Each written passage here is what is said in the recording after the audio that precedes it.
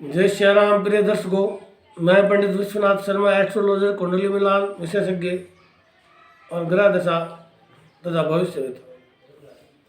आज हम आमल की एकादशी, जो कि फाल्गुन सुदी 11 भगवान श्याम बाबा की 11 एकादशी, जिसको आमल की एकादशी के नाम से जाना जाता है, इसकी कथा सुनेंगे। इस बार 2 एकादशी मनाई जा रही है, आज के दिन गुरुवार के दिन और कल शुक्रवार के दिन। इसमें थोड़ा सा अपन टाइम देख लेते हैं, समय देख लेते हैं कि किस प्रकार से आज के दिन में जो है एकादशी रहने वाली, तो कितने बजे से रहने वाली और कब तक रहने वाली और क्या भद्रा वगैरह रहेगी। आज संपूर्ण दिवस में एकादशी रहने वाली है, आमल के एकादशी इसका नाम है। और इस दिन भद्रा 19:54 से अर्थात 7:54 से सायंकाल से लगेगी, जो कि अगले दिन 3 तारीख को गुरुवार को एकादशी के अंदर ही 9:41 तक रहने वाली है। प्रातः 9:41 तक ये भद्रा रहने वाली है। भद्रा के बाद में ही जो शुभ कार्य हैं वो किए जाते हैं। जैसे हमारे राजस्थान की संस्कृति में ढूंढ पूजना होता है, वो भी आज के दिन भी है और कल भद्रा के पश्चात भी है। और इसी क्रम में 3 तारीख को शुक्रवार को जो एकादशी तिथि है वो 9:11 तक ही रहने वाली है। वैसे उदया तिथि में 2.5 घंटे से अधिक यदि कोई तिथि हो तो वह व्रत उस दिन में भी मान्य होता है। इसलिए दोनों ही दिनों में ये व्रत एकादशी का व्रत मान्य है।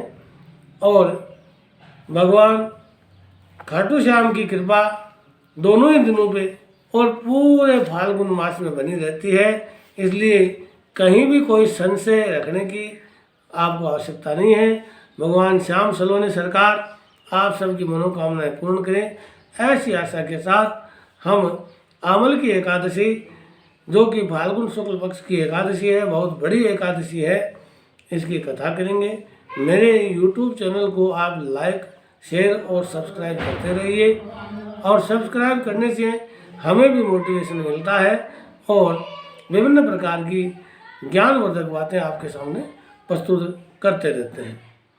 आमल की एकादशी भगवान कृष्ण भगवान और विष्णु भगवान को समर्पित ये एकादशी, फाल्गुन शुक्ल पक्ष की एकादशी के बारे में भगवान श्री कृष्ण बोले कि हे धर्मराज, अब मैं फाल्गुन शुक्ल पक्ष एकादशी व्रत की विधि और महत्व आपको बताता हूँ, ये आपको ध्यान से सुनना है। ओम मंगलम भगवान विष्णु मंगलम गरुड़ध्वज मंगलम पुंडरीकाक्षो मंगलायतनो हरि। तो भगवान कृष्ण धर्मराज युधिष्ठिर से कह रहे हैं कि आमल की एकादशी का व्रत कैसे किया जाए और इसकी विधि कैसे हो और इसका महात्म्य क्या हो, वो सुनिए। त्रेता युग में एक दिन महान राजा मानधाता ने वशिष्ठ जी से पूछा कि हे द्विज श्रेष्ठ, यदि आपकी मुझ पर कृपा दृष्टि हो तो किसी ऐसे व्रत को बताइए जिसको करने से मेरा कल्याण हो सके। महर्षि वशिष्ठ बोले कि हे राजन, मैं तुम्हें सब व्रतों में उत्तम और अंत में मोक्ष देने वाले आमल की एकादशी के व्रत का वर्णन करता हूँ। यह एकादशी फाल्गुन मास के शुक्ल पक्ष में होती है। इस पवित्र व्रत के करने से समस्त पाप नष्ट हो जाते हैं। इसका पुण्य 1000 गोदान के फल के बराबर होता है तथा इस व्रत को करने वाले अंत समय में विष्णु लोक को जाते हैं। अब मैं आपसे एक पौराणिक कथा कहता हूँ, आप ध्यानपूर्वक सुनिए। कथा इस प्रकार है। एक वैदिश नाम के नगर में ब्राह्मण, क्षत्रिय, वैश्य और शूद्र चारों वर्ण के लोग बड़े ही आनंद सहित रहा करते थे। उस नगर में सदैव वेदों की ध्वनि गूंजा करती थी तथा वहाँ दुराचारी तथा नास्तिक कोई भी व्यक्ति नहीं था। उस नगर में चैत्ररथ नाम का चंद्रवंशी राजा राज्य करता था। वह अत्यंत विद्वान तथा धार्मिक प्रवृत्ति का राजा था। वहाँ कोई भी व्यक्ति दरिद्र व लोभी व्यक्ति नहीं थे। सभी नगरवासी विष्णु भगवान के भक्त थे और एकादशी का व्रत करते थे।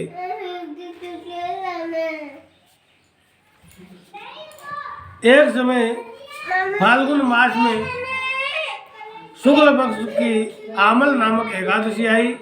उस दिन राजा, प्रजा तथा बाल वृद्ध सब ने हर्षपूर्वक उस एकादशी का व्रत किया।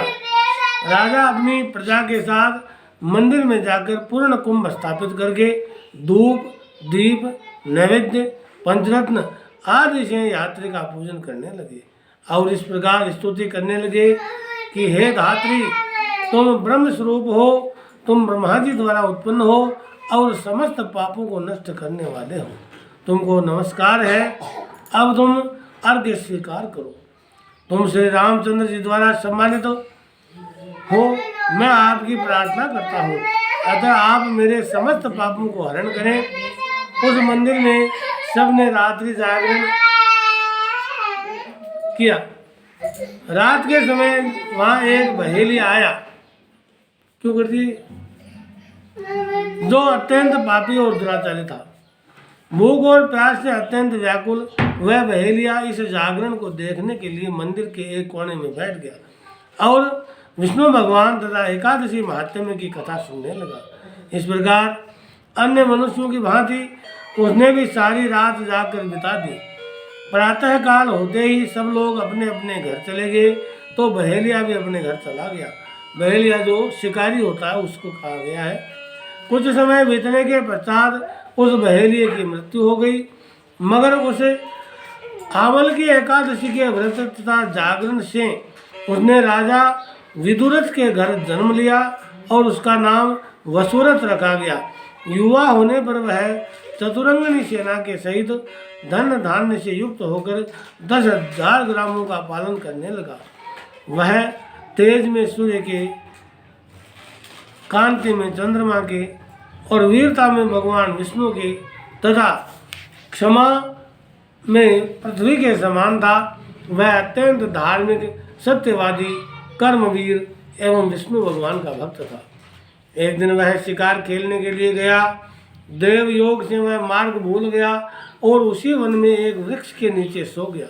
थोड़ी देर बाद पहाड़ी मलेच्छ वहाँ पर आ गए और राजा को अकेला देख मारो मारो शब्द कहते हुए राजा पर टूट पड़े। वह मलेच्छ कहने लगे, इस दुष्ट राजा ने हमारे माता पिता, पुत्र, पौत्र आदि अनेक संबंधियों को मारा है, अतः इसको अवश्य ही मरना चाहिए। ऐसा कहकर वे मलेच्छ, वे दुष्ट प्रवृत्ति के लोग उस राजा पर अनेक प्रकार के शस्त्र और अस्त्रों से प्रहार करने लगे। वे सब अस्त्र शस्त्र राजा के शरीर पर गिरते ही नष्ट हो जाते और उनका वार पुष्प के समान प्रतीत होता। अब उन मलेच्छों के अस्त्र शस्त्र उल्टे उन्हीं के ऊपर प्रहार करने लगे, जिससे वे सारे मलेच्छ मूर्छित होकर के गिरने लगे। उसी समय राजा के शरीर से एक दिव्य स्त्री उत्पन्न हुई। वह स्त्री अत्यंत सुंदर होते हुए भी उसकी भ्रुकुटी टेढ़ी थी। उसकी आंखों से लाल लाल अग्नि निकल रही थी, जिससे वह स्वयं महाकाली देवी के समान प्रतीत होती थी। वह स्त्री मलेच्छों को मारने दौड़ी और थोड़ी ही देर में उसने सब मलेच्छों को काल के गाल में पहुंचा दिया। जब राजा सोकर उठा तो मलेच्छों को मरा हुआ देखकर सोचने लगा, इन शत्रुओं को किसने मारा है? इस वन में मेरा कौन हितैषी रहता है? राजा ऐसा विचार कर ही रहा था कि आकाशवाणी हुई कि हे राजन, इस संसार में विष्णु भगवान के अतिरिक्त कौन तेरी रक्षा कर सकता है?